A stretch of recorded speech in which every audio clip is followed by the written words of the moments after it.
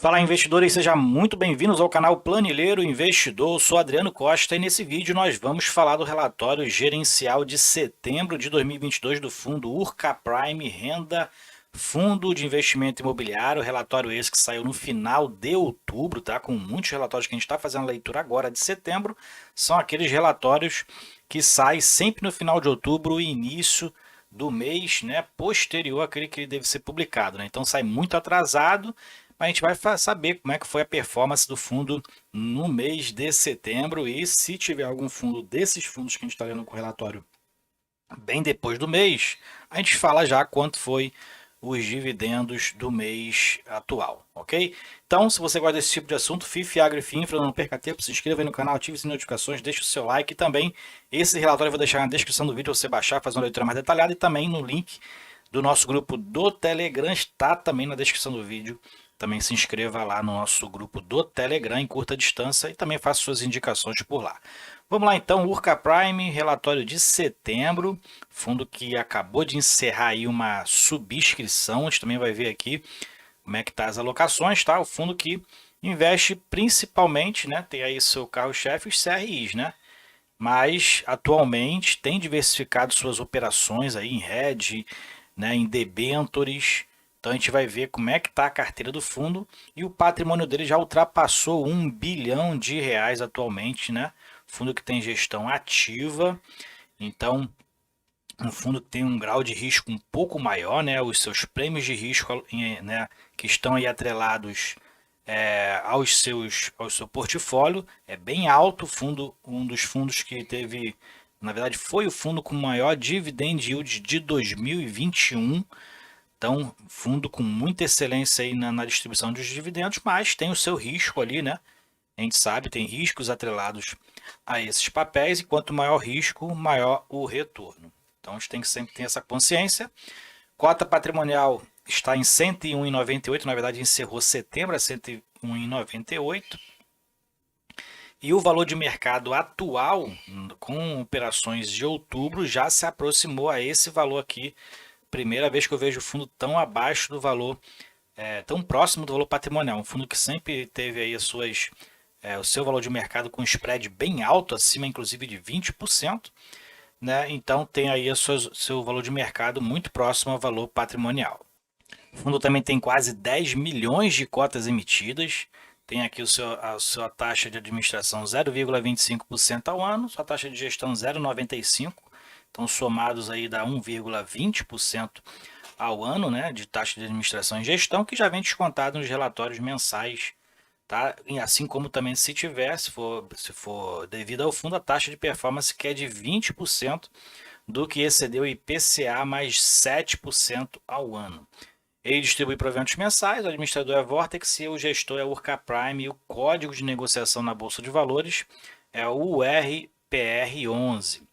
O fundo que tem atualmente mais de 83 mil cotistas, então se você é um desses cotistas, se inscreve aí no canal, ajuda a gente aí, tá bom? Deixa o seu like, que a gente todo mês faz a leitura aqui do Urca Prime, né, aqui no RPR11, acompanhando o que a gestão está fazendo aí no fundo. Tá? Então se inscreva aí, deixa o seu like, tá bom? E compartilha esse vídeo com outras pessoas. Considerações do gestor, o fundo tem, fala aqui, né, que o fundo tem mantido aí a boa performance de distribuição, que foi de R$ 1,31 relativo a setembro, e relativo a outubro, já atualizando, foi de R$ 1,13, já refletindo então 2 meses de deflação. Mas a gente vai ver como é que essa situação de deflação, como é que o fundo, se o fundo tem proteção, se não tem proteção, a gente vai ver mais para baixo, então fica aí com a gente nesse relatório. Ele fala aqui que já a boa performance de arrecadação das operações da carteira, então tem aí sem inadimplência, né? Então o fundo, em termos reais, o fundo entregou os 2 últimos meses os melhores resultados desde a sua listagem. Né? Então, mas aqui tem um reflexo, né? A gente sabe que o fundo, acho que esse aqui já tinha encerrado os direitos de preferência nesse período, né? Se eu não me engano. E aí o fundo então estava com uns valores, né, em caixa, em que a gente vai ver que gerou resultados financeiros muito bons, né? Eu acho que a maioria desses resultados foi de caixa. O fundo não justificou esse alto valor aqui, mas eu imagino que deve ter sido por volta mais ou menos isso aí, a rentabilidade do que o fundo tinha em caixa. A gestão não utilizou o resultado acumulado nas operações em carteira e está aí com 4 milhões de resultado acumulado. Aqui ele fala que as operações permanecem com ótima performance, com recorde de arrecadação, né, o portfólio do fundo. E ele cita aqui o caso da Nova Souza, né, o caso da Operação Nova Souza e outras arrecadações próximas de seu recorde, como a Nabilec e a Lagoa Quente. Então, o fundo segue aí com uma performance ótima aí da carteira, né? Então, a carteira, apesar do risco, está bem estruturada com relação, inclusive, ao fluxo financeiro, né? Durante o mês de outubro, ele fala que o fundo estará adequado ao nível de gestão que julga ideal, com menos de 10% em caixa. Na verdade, nesse relatório aqui a gente vai ver que ele já estava com 8,5% em caixa, né? Mas ele está falando aqui já considerando os recursos captados na oferta. Então, o fundo segue aí cumprindo o pipeline, né, da oferta pública. E ele fala que após a finalização das alocações, a taxa média do fundo teve um novo aumento para IPCA mais 12,29, uma média muito alta, né? Comparando com outros fundos que a gente acompanha aqui no canal. Realmente, o fundo tem um spread, um prêmio de risco atrelado muito alto, inclusive aqueles que estão atrelados ao CDI, ó, que são poucos aqui, a gente vai ver um ou dois só, mas aqueles que estão também têm um prêmio de risco muito alto. Então, é aquela relação risco-retorno, né? Que ele fala aqui, ó, relação risco-retorno, que na verdade o fundo busca a realização de operações, lucros de operações estabilizadas, mas tem aquela relação risco-retorno por conta desses altos prêmios de risco que o fundo atrela aí ao seu portfólio. Bom, vamos mais para baixo aqui, considerações macroeconômicas. Ele fala aqui sobre a questão da deflação, que eles acreditam que no quarto mês não terá. Eu também acredito que também, pelo acompanhamento que a gente tem feito aí, não vai ter mais uma deflação, né? Pelo IPCA 15 que a gente acompanha o trimestral, né? O quinzenal, na verdade. Então, acredito que também que não haverá mais um mês de deflação, vamos acompanhar, né? E também fala aqui sobre a taxa de juros esperada aí na taxa de juros americana, né?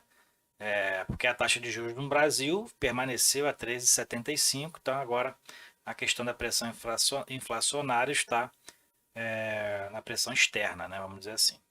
Eventos subsequentes, ele fala que essas alocações planejadas com recursos captados na última oferta estão em andamento, então o fundo segue cumprindo aí, buscando cumprir o pipeline de investir em novas operações com os recursos captados da oferta pública, 350 milhões de reais. Bom, aqui a gente vê o resultado financeiro, né, o relatório mensal do resultado financeiro, a DRE gerencial, e a gente verifica que em setembro, né, como foi o impacto de todos os outros fundos, foi exatamente na atualização monetária dos CRIs, né? Então, o fundo, a gente vai ver mais para baixo aqui, que ele tem uma proteção, 99% dos seus papéis são protegidos pela deflação, ou seja, quando se tem uma inflação negativa, a atualização monetária desses papéis é zero, né? Então, provavelmente esse valor aqui são os que estão atrelados ali ou ao IGPM ou ao CDI, IGPM que em julho foi positivo, mas em agosto também foi negativo, né?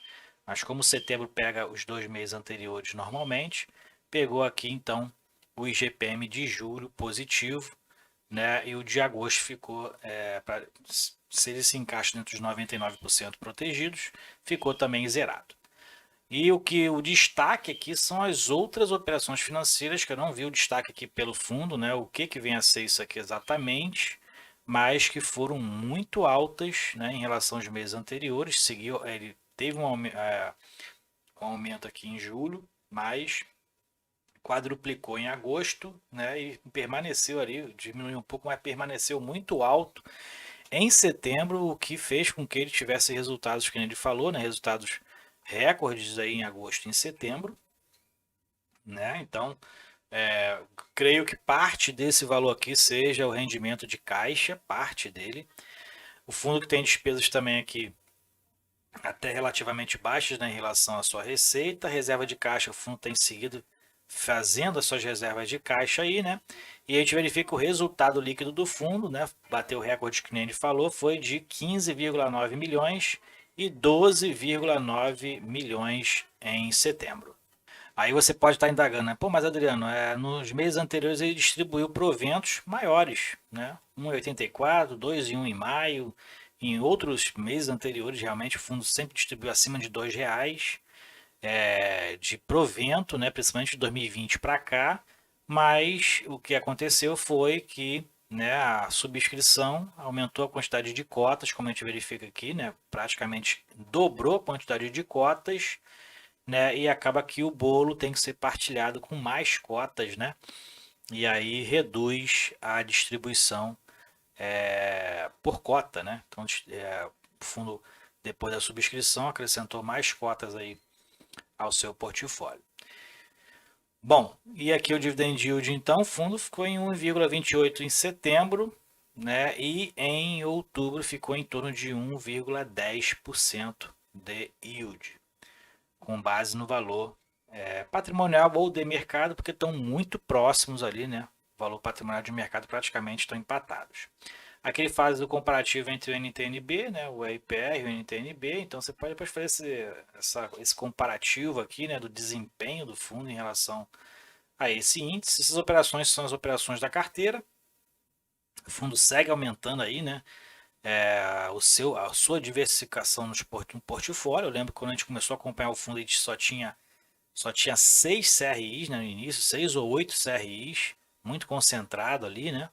Aí distribuía proventos ali quase a R$ 3 por cota, né? Então era mais de 2,5% ao mês.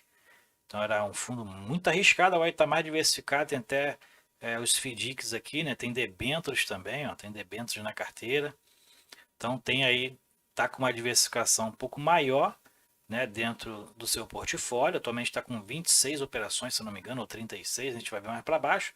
Mas tem debêntures também agora, né? Tem notas de crédito, então tem aí uma diversificação mais interessante. Na diversificação por estado também, o fundo está com participação em vários estados, né? Tem aqui diversas emissoras, inclusive, né? E aqui são as operações da carteira. O fundo tem até fundo de investimento imobiliário também aqui, da BTG Pactual, mas que não é para todo mundo, né? De repente é só e não destaca aqui o que vem a ser, mas para baixo ele fala que é um fundo de CRI, e ao qual espera um retorno de IPCA mais 12%. Por isso que ele tem aqui o prêmio de risco mais a inflação, mas é um fundo de investimento imobiliário onde o fundo espera receber nesse patamar de IPCA mais 12%. Provavelmente é um fundo fechado, né? Para investidores institucionais, não é um fundo que a gente acompanha. Então essa aqui é a carteira do fundo, então são 902 milhões de reais em operações, inflação mais 12,29% é a média, então muito alta realmente, mais de 91% do seu patrimônio está alocado nesses ativos, tá? Então o restante está em caixa, né? Então essa distribuição aqui, ó, são 56% são CRIs, né? A maioria, 17% são debêntures, tem aqui FDC, desenvolvimento em notas de crédito 11,2%, e o fundo está com 8,5% em caixa. Ele tem uma proteção muito alta contra deflação, por isso que o impacto no resultado não foi tão assim, não teve um impacto tão grande, né, vamos dizer assim, na atualização monetária dos CRIs, porque ele tem uma proteção de 99% dos seus CRIs são protegidos contra a deflação. Então, quando tem deflação, a correção monetária é zero, né? Então o fundo não perde e nem ganha. E por segmento, o fundo tem alocações nesses 4 segmentos aqui: loteamento, multipropriedade, residencial, vertical e horizontal.